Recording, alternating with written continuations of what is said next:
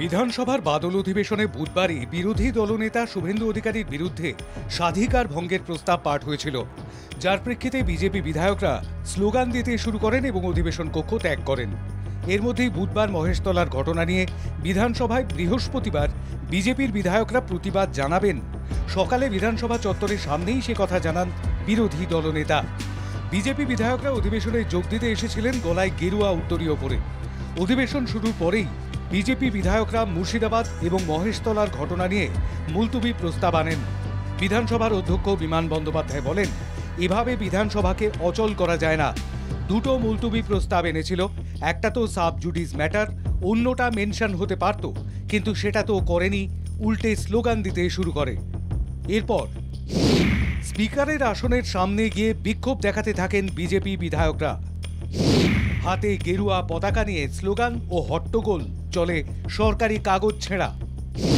বিক্ষোভ চলার মধ্যেই বিধানসভার অধিবেশন চলতে থাকে। বিজেপি বিধায়কদের হট্টগোলের মধ্যেই বিধানসভায় বক্তৃতা দেন শ্যামল মণ্ডল, মানস ভূঁইয়া এবং শশী পাঁজা। কার্যত গেরুয়া শিবিরের স্লোগান ও চিৎকার উপেক্ষা করেই একের পর এক মন্ত্রী ও তৃণমূল বিধায়ক বক্তৃতা করতে থাকেন। এর মধ্যেই হঠাৎ কোচবিহারের নাটাবাড়ির বিধায়ক মিহির গোস্বামী বিরোধী দলনেতা শুভেন্দু অধিকারীর পরামর্শ নিয়ে স্পিকার বিমান বন্দ্যোপাধ্যায়ের আসনের আরও কাছে এগিয়ে গিয়ে স্লোগান দিতে শুরু করেন। পরিস্থিতি আঁচ করে বিধানসভার কর্মীরা স্পিকারের আসনের সামনে পাঁচিল তৈরি করে দাঁড়িয়ে পড়েন। এর মধ্যেই পূর্ত দপ্তরের স্ট্যান্ডিং কমিটির রিপোর্ট নিয়ে আলোচনা শুরু করে দেন স্পিকার। কিছুক্ষণের মধ্যেই শুভেন্দু অধিকারীর নেতৃত্বে স্লোগান দিতে দিতে অধিবেশন কক্ষ থেকে ওয়াকআউট করেন বিজেপি বিধায়করা। এরপর বিধানসভার বাইরেও কিছুক্ষণ বিক্ষোভ দেখিয়ে পায়ে হেঁটে রাজভবনের উদ্দেশ্যে রওনা দেন বিজেপি বিধায়করা। বিজেপির ওয়াকআউট প্রসঙ্গে তৃণমূল বিধায়ক শ্যামল মণ্ডল বলেন, হেরে পালিয়ে গেল বিজেপি। পাশাপাশি বিজেপি বিধায়কদের আচরণে তীব্র নিন্দা জানালেন শোভনদেব চট্টোপাধ্যায়। তাঁর বক্তব্যকে সমর্থন জানান তৃণমূলের মুখ্য সচেতক নির্মল ঘোষও। ফিরহাদ হাকিম এই প্রসঙ্গে বলেন, বিধানসভার শিষ্টাচার লঙ্ঘন করেছেন বিজেপি বিধায়করা। ধর্ম আমার, ধর্ম তোমার, যে যার ধর্ম তার কাছে। কিন্তু ভারতের সংবিধান বারবার করে বলেছে যে ধর্ম নিরপেক্ষ রাষ্ট্র, অর্থাৎ পার্লামেন্ট, বিধানসভা, সেখানে ধর্মীয় জাহির করার জায়গা না, সেখানে ভয়েস অব দ্য পিপল, অর্থাৎ মানুষের যে আওয়াজ, সেই আওয়াজ মানুষের যারা প্রতিনিধি তারা সেই আওয়াজটাকে এখানে তুলে ধরবে, সমস্যাটাকে তুলে ধরবে, দেশের সমস্যা তুলে ধরবে। চন্দ্রিমা ভট্টাচার্য বলেন, আন্দোলন করতে গেলে দম থাকতে হয়, সেই দম দেখিয়ে দিয়েছে সরকার পক্ষ। আমাদের বিশ্রামের দরকার হয় না বললেন তিনি।